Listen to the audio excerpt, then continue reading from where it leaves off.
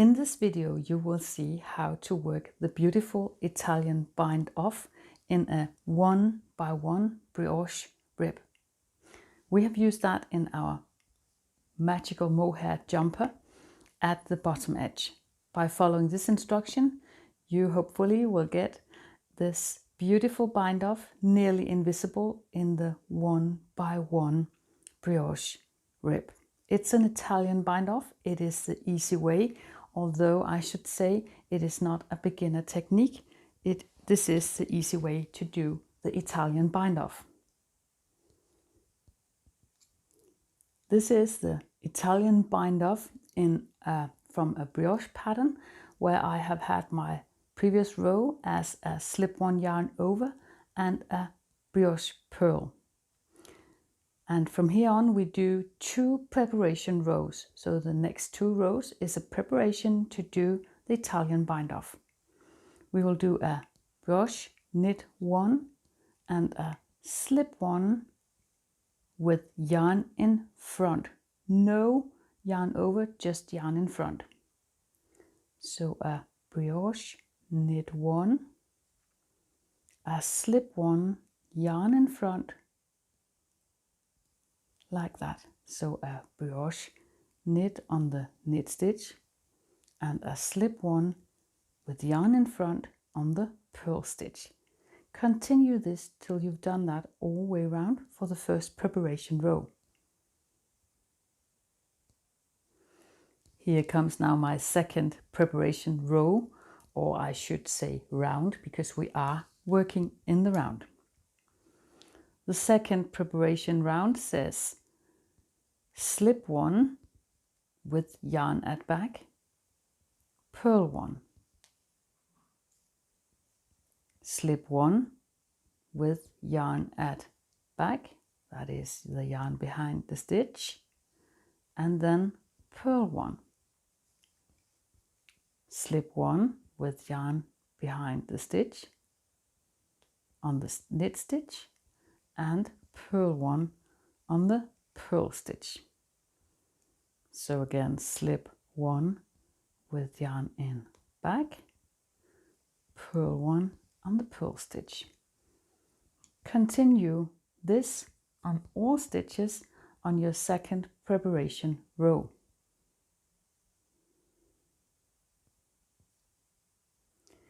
We have now finished our last preparation round and are ready to do the actual Italian bind off. For that we will need yarn 4 times the length of our knitting. Mine is a fairly shorter one than yours will be, but it is all right. It is meant to be a very long thread. Now this was twice and 3 times and 4 times my length, and I will cut the thread.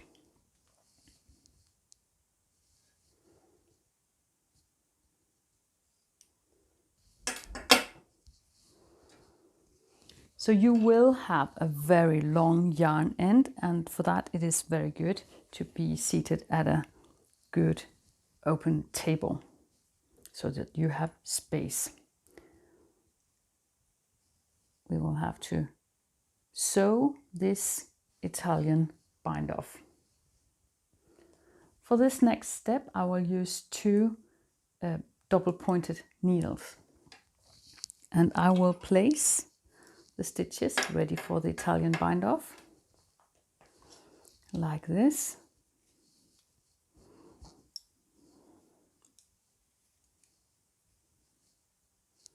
I'll place 1 stitch, the knit stitch, it's a bit tight, at the front needle, and 1 stitch, the purl stitch, at the back double pointed needle. So we'll place 1 stitch at the front, 1 stitch at the back, the knit stitch at the front, and the next purl stitch at the back. Continue like this until you have 10 stitches on each double pointed needle. The double pointed needle A at front and the double pointed needle B at the back will then each have 10 stitches placed on them, like this. For the first movement, I will sew into this stitch purlwise, as if I was to purl from right to left. This is only this first setup time I'll do that. And I will drag my yarn all the way through the stitches. It might get a bit tangled also at your work. Well, that's part of it until the thread is not that long any longer. And then I'll sew into one stitch from the double pointed needle B knitwise, as if I was to knit, like this.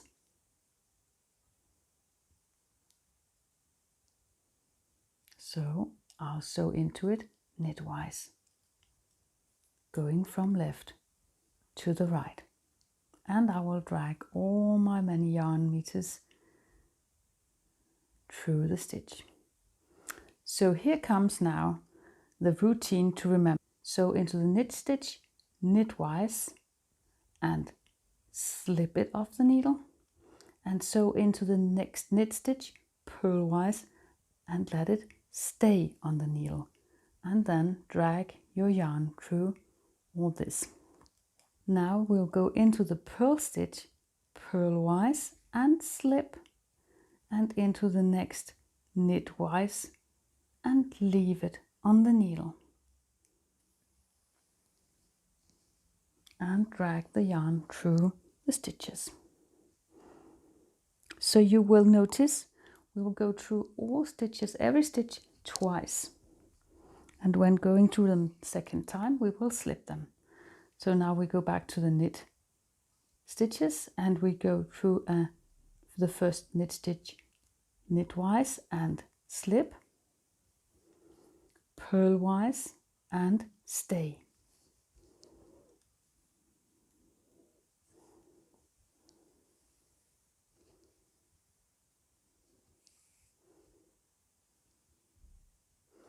We go to the purl stitches, we go through the purl stitch and slip purlwise, and we go through the purl stitch knitwise and let it stay. So this is simply what you have to learn saying. Go through the knit stitch knitwise this way and slip, go through it purlwise and stay. And then on the purl stitches, go through the purl stitch purlwise and slip, knitwise and stay. Every time working 2 stitches from a needle, the one is slip, the other is to stay. Again, go through the knit stitch knitwise and slip, purlwise and stay, drag the yarn through the stitch, purl side, go through the purl stitch purlwise and slip, knitwise and stay. Let's have a look how our Italian bind off gets on. Look, it is already starting to be this beautiful invisible bind off. Be aware not to drag it too tight. I might have been a bit tight dragging here, but you will try again then. So you can see here my stitches will soon have been worked, all of them, and then I'll place new stitches on the needles. And every time where I only have 1 stitch left on the needle, like here, I will place new stitches on each needles as we did in the beginning. The knit stitches on the front DPN and the purl stitches on the DPN at the back. Our DPN A gets the knit stitches and the DPN B gets the purl stitches. You can do 10 at a time as we did, or you can do more. Just always make sure you do them in pairs of knit stitch and purl stitch, knit stitch and purl stitch. And again, you'll be ready to do the sewing. At the end, I will have 2 stitches left, and I will repeat the same routine. So knitwise and slip, purlwise and stay, purlwise and slip, knitwise and stay.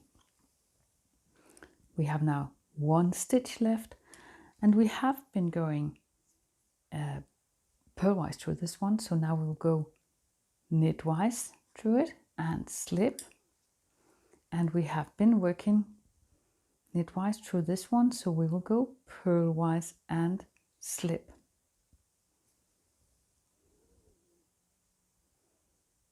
Like this.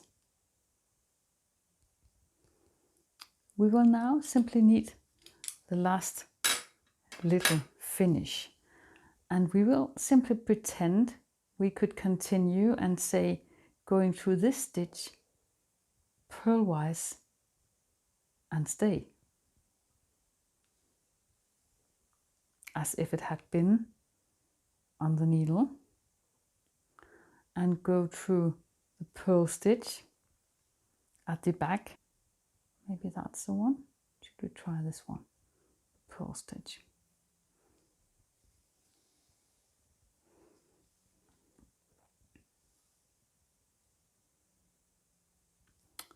In this way, we have now closed our entire Italian bind off, and it will be nice and even all way through.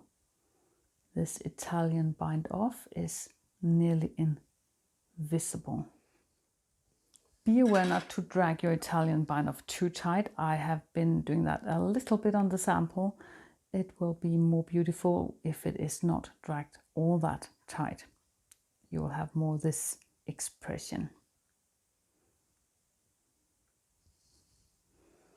Yes, this was the Italian bind off. Here you can see it again in these beautiful 4 colors held together like this, where you get this nearly invisible sort of floating bind off. And be aware not to do it too tight, then it would not turn out like this. It would more become sort of squeezed, like I've done it over here where it is too tight. So work your Italian bind off beautiful and loosely. Maybe you are curious which colors I used for this little sample, and it's the Impression from Madelinetosh. I used the Vino Forever together with the Nassau Blue and the Red color, which is my favorite, and the Glazed Pecan. So these 4 colors together, I'll just have to take a bit of the sun away from your video, will give this beautiful color mix. I absolutely adore this one. In the jumper I showed you earlier, this one, the Magical Mohair finished jumper. I don't know if you can see which color it is, but if you are curious, I will show you. We've used again the Impression yarn from Madelinetosh, and we used again, as I always tend to, the Red color, and my new darling, the Sunday Drive, this beautiful fellow, the Elizabeth Taylor, beautiful purple, and the Filtered Daydreams. And the Filtered Daydreams is a color, some people name it pink, some say it's brown or beige maybe even. It does a beautiful job of sort of softening these colors so that they melt together. It's really nice in these pattern, this pattern, to have yarn that is quite colorful and has lots of speckles, because then it gets even more magical to figure out what is happening. Have a look at the sleeve cuffs where we used the elastic bind off. I can show you that one another day. Here at the cuff of the sleeves, it is a better bind off than the Italian bind off. I hope you had fun with this video and hope to see you some other time at the videos here at Pure Knit and Purl.